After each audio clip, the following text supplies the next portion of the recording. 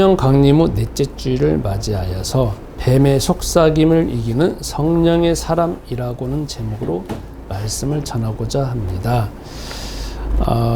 오늘도 저희가 한 5가지 질문에 답변하는 형식으로 진행을 하도록 하겠습니다. 먼저 창세기 3장 15절에 근거하여서 나는 현재 어떤 사람인가라고 하는 제목입니다.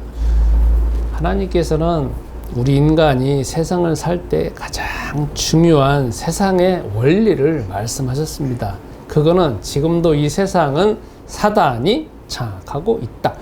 그러나 그 사단과 인간을 분리시키겠다. 그래서 하나님께서는 그리스도를 따르고 있는 사람들, 그리고 전혀 그리스도를 따르지 않는 사람들로 완전 구분을 시켜 놓을 것이다.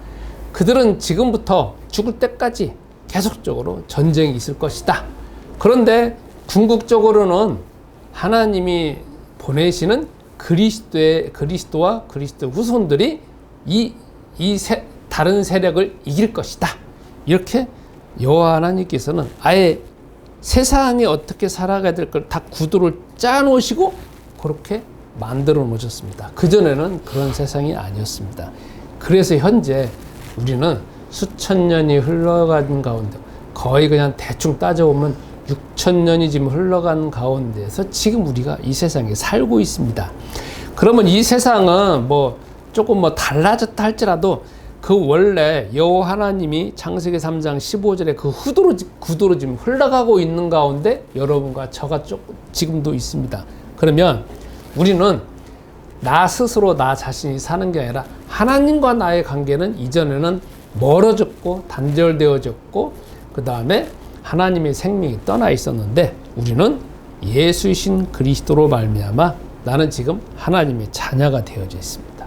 그리고 사단과의 관계에서는 아까 요한복음 8장 44절 읽은 것처럼 우리가 태어났을 때부터는 사단의 자녀였는데 지금 하나님의 자녀로 옮겨진 상태고, 사단은 우리를 이 세상에서는 공격할 수 있을지 모르지만 우리가 하나님께서 이길 수 있는 힘, 예수는 그리스도라고는 이름을 주셨습니다. 그리고 또 우리가 전혀 그리스도를 모르고 있는 사람과 나는 차별점이 있습니다. 왜냐하면 내가 하나님의 자녀이니까 하나님의 영이 내 안에 거하시고 성령이 거하시고, 아까 요한복음 16장 13절 말씀처럼 성령이 내 안에 거하시고 내 안에서 말씀하시고 이끄시고 인도하시고, 그 다음에 내가 기도하면 또 하나님께서 응답하시고, 나는 아무것도 모르는 거 있지만 나중에 죽으면 천국에 가는 거고, 하나님이 언제든지 보호하심 가운데 내가 살아가는 것이 내 현재의 포지션이라고 하는 겁니다. 제가 최근에 어떤 성도님에 대한 소식을 들었습니다. 그런데 제가 예전에 포항에서 목회할 때 그때 이제 신앙생활을 처음 시작하셨던 분입니다. 당시에는 정말 힘들었어요. 말하기가 참 곤란한 내용들이 참 많습니다. 근데 제가 그분 하면은 기억나는 게 뭐냐면, 그때는 성도님이셨고 여자분입니다. 정말 가정 자체가 어떻게 보면은 경제적으로는 풍족하게 살아야 되는데 배우자 되시는 분이 돈을 다 쥐어주고 그냥 돈을 주질 않았어요. 그거 다 어디다 넣느냐? 그냥 은행에 넣어놓고 배우자한테는 생활비도 먹어 준 적이 없어요. 그래가지고 교회를 다니니까 막 폭행을 하고 심지어는 막 칼 들이대가지고 교회 다닌다고 막 죽인다고 하고 이런 상황이었습니다. 근데 그분이 알코올 중독기가 심해가지고 제가 병원에 데리고 간 적이 있어요. 제가 그때 기억나는데 갑자기 술에 딱 취해가지고 교회 봉구차에 모시고 가는데 차 오줌 내렸다는 거예요. 그래서 바깥에 나가서 오줌 하는데 갑자기 있잖아요. 저기 남자잖아요. 바깥에서 막 싸잖아요. 근데 팍 돌도만 나한테 갈겨버리더라고. 그래가지고 제가 그게 가장 기억이 나. 근데 그분도 기억이 난다고 하시더라고. 그래서 이렇게 돌로 싸는데 제 속에서 있잖아요. 예수는 그리스도 하지만 온갖 생각이 다 밀려오는 거야. 이거 도대체 저분을 어떻게 해야 되는지. 그래서 정신병원에 제가 한 달 동안 그분 입원해 계셨거든요. 근데 지금 몇십 년이 흘러갔어요. 몇십 년이 흘러간 게 뭐야? 한 20, 30년이 흘러갔겠네. 30년 이상이. 근데 지나왔는데 그분은 계속적으로 예수는 그리스도 이 고백하면서 자기 마음에 지키고 있었거든요. 지금 상황이 수십 년이 흘러가는데 배우자분은 최근에 돌아가셨어. 근데 서울 근방으로 이사 오시고 난 다음에 마음이 바뀌어졌어요, 그분이. 그래가지고 알코올도 끊고, 물론 이제 그로 인한 후유증으로 인해 가지고 뭐 병이 뭐 생겨가지고 어쩔 수 없이 돌아가셨지만, 근데 지금은 경제적으로 그 남편이 여태까지 벌어놓은 게 있잖아. 그게 다 누구 소유가 됐냐면 이분 소유가 된 거야.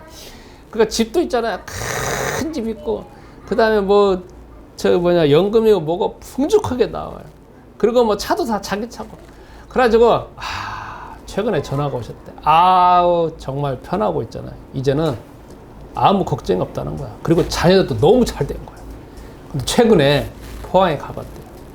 몇십 년 전에 같이 있었던 알고 있는 사람들하고 만나는데 잘 됐다는 소리는 하나도 안 들린대. 왜 그러냐? 대충 신앙생활 했든지 아니면 신앙생활 전혀 하지 않았고, 그때 당시에 포항에서 제일 유명한 포항제철 다니는 사람들이 정말 많았었거든요. 그러면 그때 당시에는 지금도 마찬가지지만 그거 얼마나 굴지의 기업이에요. 연금이고 뭐고 잘 되는데, 근데 자녀들이 그렇게 다 학원 보내했는데 그렇게 잘 되어진 사람이 없다는 거예요. 그래서 그분이 고백하는 게 뭐냐면, 신앙생활이 처음에는 잘 몰랐고 매일매일 자기가 대단한지 안 대단한지 몰랐는데 가서 보니까 몇십 년이 흘러서 보니까 자기가 살고 있는 이 모습하고 그 사람들이 살고 있는 모습하고 너무나 다르다는 거야. 그러면 이게 다 뭐가 바탕이 되어지냐면, 내가 하나님 앞에서 어떤 신분을 가지고 있느냐, 사단과는 어떤 관계냐, 하나님은 어떤 계획이 있느냐, 이것 자체가 자기 포지션에서 매일매일은 모르는 거지만 그게 쌓이고 쌓인 가운데 결과가 이루어지는 거 아니겠습니까? 그러니까 우리는 언제든지 항상 우리가 붙잡아야 되는 게 뭐냐면, 내 신분은 뭐냐, 내 정체성은 뭐냐, 내가 세상에 있는 일과 뭐냐, 천국에는 어떤 관계가 있느냐, 이런 것 자체를 항상 우리가 경험하고 이것 자체를 누리는 것이 중요합니다. 두 번째, 그러면 내 현재 상태를 잘 신앙생활을 유지하기 위한 방법은 무엇이냐, 이겁니다.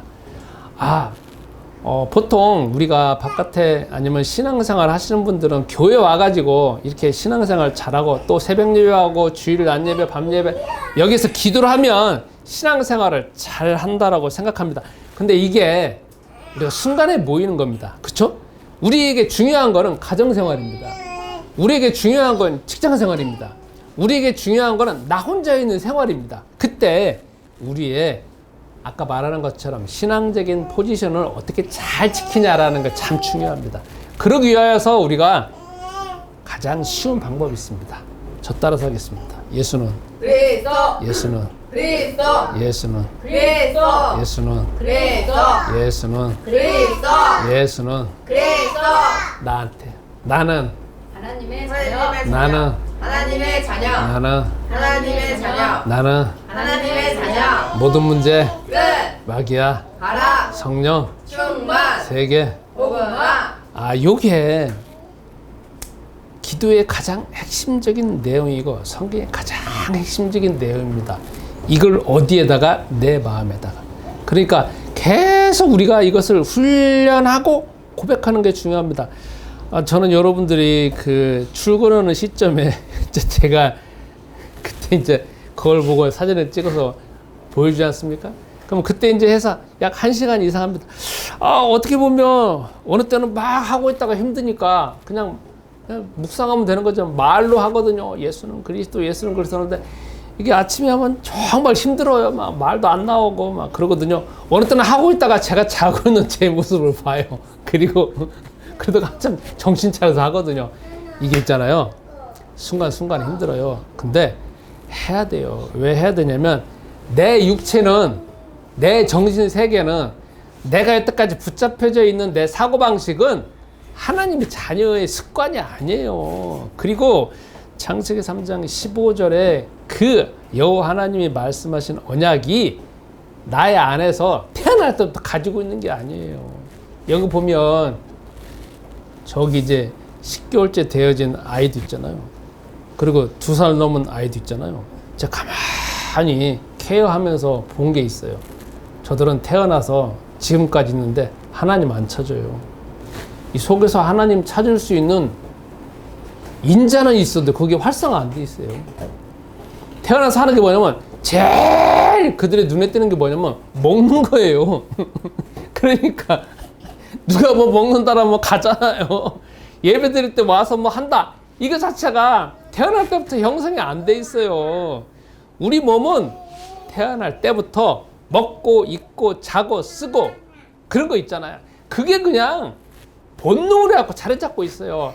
하나님을 찾으려고 하지를 않아요. 그게 뭐냐면 성경에서는 뭐라고 표현하냐면 그 자체가 우리에게 사단에게 잡혀 있다. 육신에 잡혀져 있다.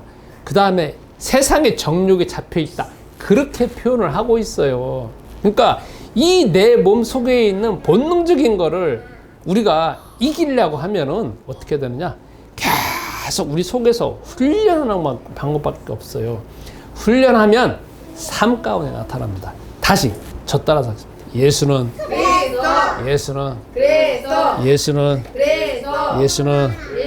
나는 하나님의 자녀. 나는 하나님의 자녀. 나는 하나님의 자녀. 모든 문제 끝. 마귀야 가라. 성령 충만. 세계 복음화. 이게 말하는 것도 힘들어요. 근데 내 몸에서 그게서 계속 나 자신한테 말하고 훈련시키는 게 얼마나 힘들겠어요. 만약에 이것 자체가 안 되지만 우리가 주일날 잠깐 모여서 이렇게 신앙생활 50년 하고 60년 하고 70년 하더라도 제 수영어는 개염해가지고 5m밖에 못 가는 거야. 똑같은 거예요 지금. 자, 그러면 세 번째 질문하겠습니다. 오늘 성경 전후 맥락으로 마가복음 12장 18절부터 27절을 설명하세요라고 하는 질문입니다. 제가 이거를 이런 내용으로 설명을 하겠습니다. 어떤 사람이 있었습니다. 이 사람은 태어날 때부터 제사장 계열의 사람입니다. 이 사람은 그래서 사두개인에 소속되어져 있는 파 중에 한 명입니다. 그런데 어려서부터 계속적으로 훈련되어진 게 무엇이냐면 구약 성경 모세 오경만을 믿는 그러한 흐름 가운데에서 배웠습니다. 특히 모세 오경 가운데 뭐가 있냐면 부활도 없고 영혼도 없고 천사도 없고 마귀도 없고 죽으면 끝이고 뭐 하나님은 그냥 이 세상에 살고 있는 사람을 잠깐 도와주는 거고 구약의 모세오경 중에서 하라 하지 마라 그래서 보여지고 있는 율법적인 계명만 중시하고 있는 학파 가운데 그렇게 살아왔습니다. 그런데 갑자기 자기가 정신 차려가지고 이제 이 사두개인의 당파에서 본격적으로 활동하려고 하는 시점에 예수님이라고 하는 사람이 등장을 했습니다. 그런데 사람들이 자기네 당파를 따르는 것이 아니라 계속 뭐 가난한 사람이든지 좋은 사람이든지 아니면 뛰어난 사람이 다 예수님이라고 하는 사람을 따르는 거예요. 근데 예수님은 어떤 파에 소속되어 있지도 않는 거야. 그래서 근데 그 예수님이 뭐라고 말씀하시느냐? 예수님이 이적을 많이 행하셨잖아. 죽은 자도 살리고 나사로도 살리면서 부활이 있다라고 하니까 그것이 이 사두개인의 당파에 소속되어지는 사람들한테 이제 자기네 당파의 존립자체 위협이 됐어요. 왜 그러냐면 자기네들은 부활도 없거든요. 자기네는 천사도 없어요. 지옥도 없단 말이에요. 그런데 예수님 하시는 말씀은 뭐냐면 부활이 있다. 죽은 사람 살아 돌아오게 하잖아요. 그러니까 이게 뭐냐면 자기네들한테 계속 압력이 오는 거야. 당신들은 틀렸다라고 하니까 사두개 당파에 속한 이 사람들이 어떻게 하면 우리 당파를 존립을 유지를 하고 저 예수라는 사람을 꺾어야 되겠다. 그래서 따르고 있는 사람들을 우리 편으로 오게 만들어야 되겠다 해서 이제 자기네들 나름대로 이제 전략을 세웠어요. 그래가지고 드디어 마가복음 12장 18절부터 20절 말씀처럼 그때 이제 본격적으로 질문을 하는 거예요. 근데 그전에는 지금 이 상황은 어떤 상황이냐면 예수님이 십자가에 달려 돌아가기 일주일 전이야. 그리고 장소가 어디냐? 예루살렘 성전이야. 그리고 이전에는 뭐가 나오느냐? 바리새인하고 헤롯 땅에 있는 사람들이 예수님을 정면으로 공격해가지고 따르고 있는 사람들, 예수님을 따르고 있는 사람과 예수님의 가르침이 틀렸다라는 것을 공개적으로 질문했는데 거기서 박살났어. 또 이전에 대제사장과 제사장들이 아주 또 중요한 질문을 하는데 또 그것도 박살났어. 그래서 이제 자기네들은 뭐냐? 자기네들도 이스라엘 나라의 가장 중요한 종교 지도자들이거든요. 특히 귀족 계층의 종교 지도자들이고, 그래서 이 사람은 또 고민을 하는 가운데 드디어 예수님한테 질문하는 겁니다. 뭐라고 질문하느냐? 예수님한테 공개적으로 질문하잖아요. 배경은 뭐냐? 네가 잘못됐던 거 까겠다. 그래서 사람들 돌아오겠다는 그 질문 내용이 뭐냐면, 예수님, 지금 모세의 율법에 보면, 모세의 율법에 신명기 25장 5절에 있어요. 이스라엘 나라는 희한한, 지금 시대로 따지면 희한한 어떤 결혼 제도가 있어요. 만약에 어떤 남자가 어떤 형이 있다고 칩시다. 결혼을 했어요.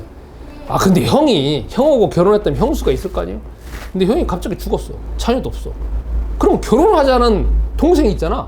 그 형수 결혼해야 돼.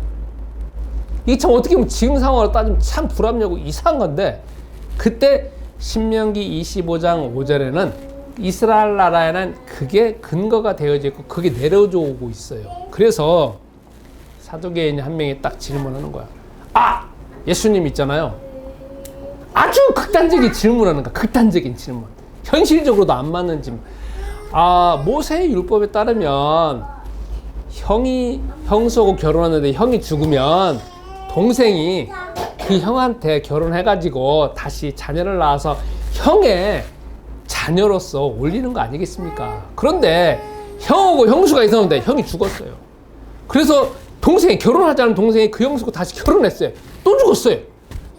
몇 명까지? 7명이 결혼해갖고 죽었다는 거야. 이놈이 형수 죽일 놈이죠. 그죠? 형수 쫓아내야 되는 거야. 형제는 다 죽이도록 만들어 놓은 거 아니야. 그런데 그거는 세상에 없는 가상의 질문을 하는 거야. 가상의 질문, 극단적인 질문이죠. 그러면 만약에 부활이 있다라고 하면 그 형수는 진짜로 따지면 누구의 부인이 됩니까? 그 7명의 형제들 다 싸워야 되는 거 아닙니까? 하나님은 질서의 하나님인데 만약에 부활했다라고 하면 그런 일이 터지면은 다 완전 전쟁 나고 다툼이 벌어지는 거 아니겠습니까? 이렇게 질문하는 거예요. 그 배경에는 뭐가 깔리느냐? 부활도 없고 그거 다 거짓말 아니냐 이거예요. 그 배경이 깔려 있는 거야. 그러면서 당신이 지금 부활이 있다라고 하는 것 자체가 다 거짓말이라는 걸 공격하는 겁니다. 그러니까 이 배경이 깔려 있는 거죠. 그때 예수님이 이제 답변을 하십니다. 예수님이 답변하시는 거는 이렇게 말씀하십니다. 우리가 볼 때, 네가 성경 안 봤냐? 성경에 아브라함의 하나님, 이삭의 하나님, 야곱의 하나님이라는 거 안 봤느냐? 하나님은 죽은 자 하나님이 아니라 살아있는 하나님이냐? 이렇게 말씀하십니다. 이게 무슨 말이냐면, 성경에 하나님은 아브라함과 이삭과 야곱의 하나님이라 하지 않았느냐? 이 내용은 출애굽기 3장 6절 말씀을 인용하고 있는 겁니다. 그게 무슨 말이냐면 모세에게 여호와 하나님이 나타나셨어. 그래가지고 떨기나무 가운데 나타나셨고, 모세에게 말하는 거야. 나는 너희 조상의 하나님 아브라함과 이삭과 야곱의 하나님이다. 이렇게 말씀하시는 겁니다. 그 말은 무슨 말이냐? 모세에게 여호와 하나님이 그렇게 말씀하신다는 거는 그때 당시에 모세 입장에서는 아브라함, 이삭, 야곱은 이미 죽은 지 몇백 년이 흘러갔어요. 그런데 여호와 하나님이 그 말씀을 하시는 배경이 뭐냐면, 그들이 지금 네 시점에서는 죽었지만 내 시점에서는 살아서 지금도 계속 교류하고 관리하고 보호하고 유지하고 있는 하나님이다라는 걸 근거로 해서 그렇게 말씀하시는 거예요. 그러니까 이 말을 예수님이 사두개인한테 답변하시는 건 뭐냐면, 너는 부활도 없고 천사도 없고 이 세상이 다다라고 이야기하는 거지만, 예수님이 그 말씀을 하시는 말은 여호와 하나님은 살아계신 하나님이니까 그분 마음속에서 지금 당시 아브라함도 있고 이삭도 있고 야곱도 있고 요셉도 있고 다 지금도 계속적으로 함께 하시는 하나님인 것처럼 여호와 하나님은 지금도 살아계시고 부활은 당연히 있다, 이렇게 말씀하시는 겁니다. 이게 제 성경에 대한 해석이겠습니다. 그러면 네 번째 질문하겠습니다. 그러면 사두개인이 왜 이러한 믿음 체계를 가지고 있느냐? 그리고 이러한 믿음 체계를 가지고 있음으로 인하여서 사단은 어떤 식으로 이 사람들에게 거짓된 속임수를 베푸느냐? 이 내용입니다. 사두개인들은 주로 제사장 계급, 제사장 직분을 가지고 있는 사람들의 이루고 있는 당파들입니다. 귀족들 위주입니다. 그러니까 일반 사람들은 별로 사두개인 당파에 소속되어지는 사람들이 아닙니다. 제사장이라고 하면 구약 성경에 레위 지파 사람들 중에서 아론의 혈통이 있는 사람이 제사장 직분입니다. 그러니까 사두개인은 당파들은 아무나 될 수도 없는 거고 그런 사람들입니다. 그런데 이들이 마음속에서 가장 가지고 있는 문제가 있습니다. 그건 뭐냐면 구약 성경 중에서 창세기, 출애굽기, 레위기, 민수기, 신명기만 믿고 그것도 눈에 보이지는 것만 믿어요. 그러니까 부활도 없고 천사도 없고 사단도 없고 인간의 영혼도 없고 죽은 다음에 천국도 없는 거야. 그러니까 자기네들 보기에 이 세상에서만 그 성경에 있는 이 세상에 지킬 만한 것들만 믿고 있다는 거죠. 그들이 가지고 있는 신학 체계가 문제가 될 수밖에 없는 게 사단이 그런 식으로 그 신학 체계를 가지도록 만들어 놨다는 겁니다. 여러분, 만약에 우리가 이 세상에서만 신앙생활을 한다라고 하면, 그리고 천사 있는 것도 안 믿는다고 하면, 귀신이 있는 것도 안 믿는다고 하면, 천국 있는 것도 안 믿는다고 하면, 그 다음에 죽은 다음에 하나님이 지금도 나를 돌보고 계신다는 걸 안 믿는다라고 하면 남는 게 뭐냐면 그냥 성경에 있는 거 보여주는 거예요. 지키는 것밖에 없어요. 물론 이거를 오늘날 조금 확장해 본다라고 하면 우리나라에도 많은 신학대학 있잖아요. 그리고 기독교 안에서도 많은 교파가 있잖아요. 지금 이 사두개인 학파처럼 지금도 그런 교단이 많아요. 많기는 많아요. 그런데 만약에 아까 말한 것처럼 이 세상에서만 그냥 하면 된다, 하지 마라, 그것만 내용을 지킨다라고 하면 이 세상은 설명할 수 없는 게 너무 많다는 거야. 그리고 가장 결정적인 거는 하나님은 돌아가시는 하나님이고 하나님은 지금 세상에 아무런 관련이 없다라고 하면 이 세상 살아갈 때 정말 힘들게 살아갈 수밖에 없고 하나님을 우리가 제한할 수밖에 없다라는 겁니다. 그래서 사단은 사두개인 당파를 계속적으로 속삭이는 가운데에서 그들이 교리를 만들어낸 게 뭐냐면 죽은 다음에는 아무것도 없다. 하나님은 이 세상에 있는 하나님뿐이다. 너는 세상에 그냥 네가 살고 싶은 대로 성경에 있는 것처럼 하라 하지 마라 그냥 지키면 돼. 이렇게 해서 그들 속에서 생각을 사로잡아 가지고 그들이 그것을 하나의 규범으로 만들도록 했다라는 겁니다. 자, 이게 사두개인 당파들의 가지고 있는 가장 취약점입니다. 그럼 마지막으로 질문하겠습니다. 사두개인들의 당파가 이런 믿음 체계를 가지고 있다고 하면 오늘날 나의 신앙생활에 우리는 이걸 어떻게 업그레이드 시켜야 되는가, 이런 제목입니다. 이것도 보면 사두개인 당파들이 가지고 있는 가장 큰 문제가 뭐냐면 자기네들 나름대로 만들어 놓은 신학 체계입니다. 그 신학 체계 안에 가둬져 가지고 바깥에 있는 거, 신학 체계 바깥에 벗어난 거는 절대 인정을 안 한다는 거거든요. 그러니까 결정적인 건 뭐냐면 하나님이 지금 살아서 너희들한테 역사하시고 임재하신다는 자체를 안 믿는 거잖아요. 그것뿐만 아니라 이 세상이 다 끝이다라는 거, 그것만 믿도록 만들어 놓잖아요. 여기에서 우리가 우리 자신에게 적용해 볼 수 있는 게 뭐냐면 우리에게 제일 중요한 게 생각이에요. 여러분, 사두개인들은 그 신학 체계를 믿는다라고 하면은 그 신학 체계를 가지고는 그 생각에 신념을 믿는다는 거거든요. 우리에게 제일 중요한 게 내 속에서 들어오고 있는 생각이에요. 그리고 그 생각을 믿느냐 안 믿느냐 이 선택이거든요.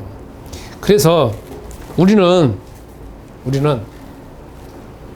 내가 가지고 있는, 내가 지금 현재 살아가고 있으면서 믿고 있는 요 생각이 과연 성경적으로 맞는지 틀리는지를 항상 점검할 필요가 있습니다. 특히 가정 생활에서 마찬가지입니다. 여러분, 지금도 눈에 안 보여지는 사단은 있습니다. 사단이 눈에 보여지는 형태로 나타나면 얼마나 좋겠습니까? 그런데 사단은 우리보다 머리가 좋아요. 눈에 안 보여진 가운데에서 우리 생각으로 집어넣는 겁니다. 그 생각은 우리도 모르는 가운데 이미 다 잡혀져 있어요. 그 생각이 내 생각인지도 모르고 그냥 우리는 좋아서 지금 생각하고 살아가고 있다는 겁니다. 그래서 이 생각을 계속적으로 우리가 내 마음속의 생각을 지키는 게 참 중요합니다. 그 중에 하나가 다시 저 따라왔습니다. 예수는 그리스도 예수는 그리스도 예수는 그리스도 예수는 그리스도 예수는 그리스도 예수는 그리스도 예수는 그리스도 예수는 그리스도 우리가 이 속에 있는 생각 지키는 게 정말 중요합니다. 그렇죠? 이 생각을 지키는 거는 정말 어렵습니다. 제가 이번 주에도 이 사람 만나고 저 사람 만나고 특히 이제 외국에 있는 분을 제가 이번 주에 2번 정도 만났습니다. 한번 만나는데 한 서너 시간 정도 만났습니다. 그래가지고 만난 가운데서 수많은 이야기를 했고 제가 또 수많은 이야기를 들려줬습니다. 근데 그분이 한국에 오기 전에는 자신의 생각, 자신의 계획, 그리고 자신의 어떤 목적이 있어가지고 구체적으로 뭔가를 준비해서 한국에 왔습니다. 근데 저를 2번 만나고 난 다음에 다 깨지고 난 다음에 돌아가면서 뭐냐면 목사님 말대로 하겠다는 거야. 그래가지고 결국은 다 바뀌어졌어요. 자기가 생각하고 뭐 다 준비해갖고 그 몇 개월 동안 대화했던 게 다 끊어져 버리고 관계도 다 깨져 버리고 다시 저로 일을 받게 했습니다. 그럼 제가 한 말 있습니다. 그분이 하시는 말씀. 제가 생각을 하고 여태까지 계획을 해왔는데 그게 목사님 만나고 다 깨졌다는 거야. 그래서 자기 생각이 안 맞다는 것이 자기가 인정을 하겠다는 거야. 객관적으로 인정을 하겠다는 거죠. 그러면 이게 중요한 게 뭐냐면 우리는 제일 중요한 게 생각이잖아요. 우리가 생각으로 갖고 우리가 이길 수 있다고 생각하고 우리 생각은 스스로 신이 돼 있지 않습니까? 그렇잖아요. 우리가 신앙생활 할 때도 마찬가지 아니에요. 내가 하나님한테 기도하거나 찬송하거나 이렇게 교회 와서는 다 내가 신이야. 내가 기분 좋으면 하고 내가 기분 나쁘면 안 하고 내가 기분 좋을 때는 하나님 인정하고 기분 안 좋을 때는 하나님 인정 안 해. 제가 이걸 정말 리얼하게 보고 있는 게 어느 데냐면 가정생활이더라고. 여러분, 특히 여러분들이 저녁에 집에 온다. 직장생활에 하고 집에 온다. 아니면 힘든 가운데 집에 온다. 그럼 집에 올 때 기분 어떠세요?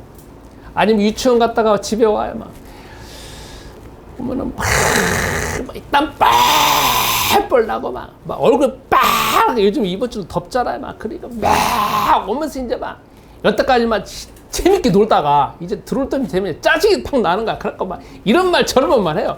이게 아이만 하는 게 아니야. 어른들도 해요.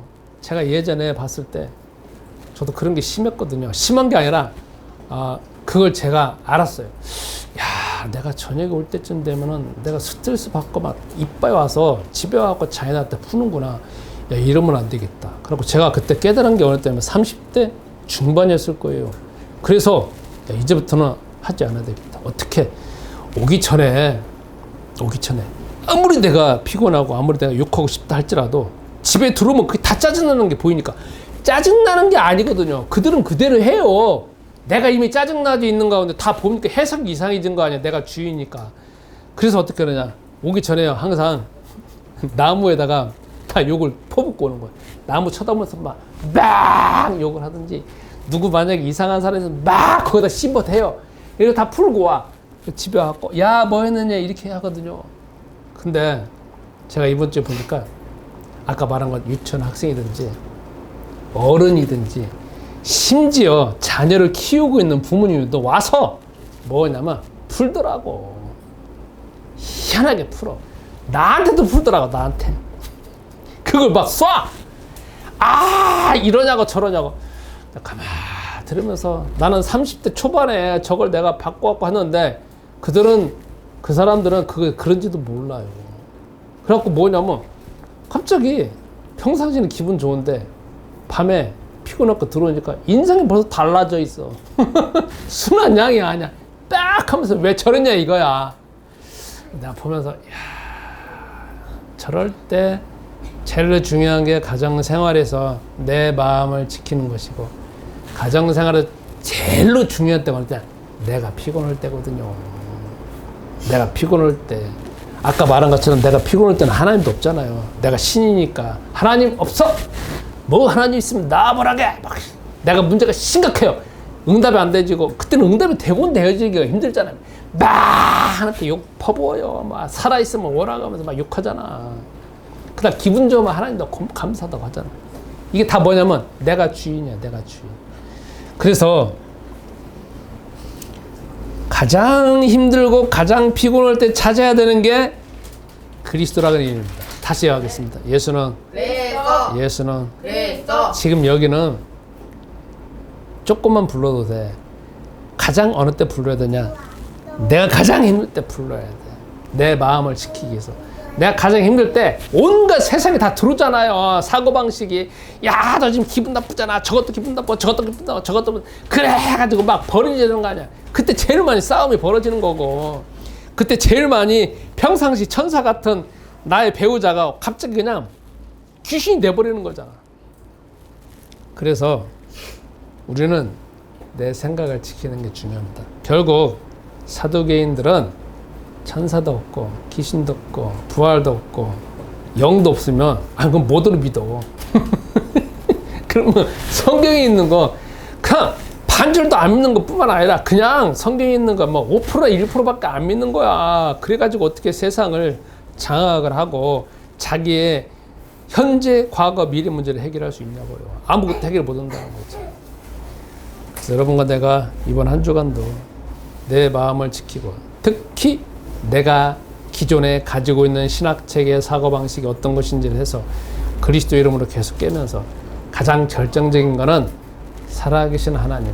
하나님은 아브라함이 죽어갖고 수천 년이 흘렀지만 지금도 관계하시고 교류하시고 이끄시는 하나님인 것처럼 여러분과 나도 지금뿐만이 아니라 죽은 다음에는 내 육체만 죽었을 뿐이 그때도 살아있는 거야. 그래서 이 하나님을 더 깊이 아셨으면 합니다. 말씀 붙잡고 1분 동안 기도하겠습니다. 전능하신 하나님, 우리가 기존에 가지고 있는 생각, 사상, 습관, 무의식적으로 이미 잡혀져 있고 나의 사상책으로 되어져 있는 수많은 것들이 내가 하나님과 전혀 관계없고 하나님의 말씀과 벗어나고 있는 생각으로 붙잡혀져 있습니다. 주님, 오늘도 예수는 그리스도 이름 부르는 가운데 나의 마음과 생각을 지키게 하옵소서. 특히 살아계신 하나님이 지금도 나의 삶에 영원까지 함께 하신다는 그 말씀이 나의 삶 가운데 구체적으로 이루어지게 하옵소서. 그 말씀 붙잡고 그 말씀에 대한 높이와 깊이를 더하게 하옵소서. 예수이신 그리스도 이름으로 기도합니다. 아멘.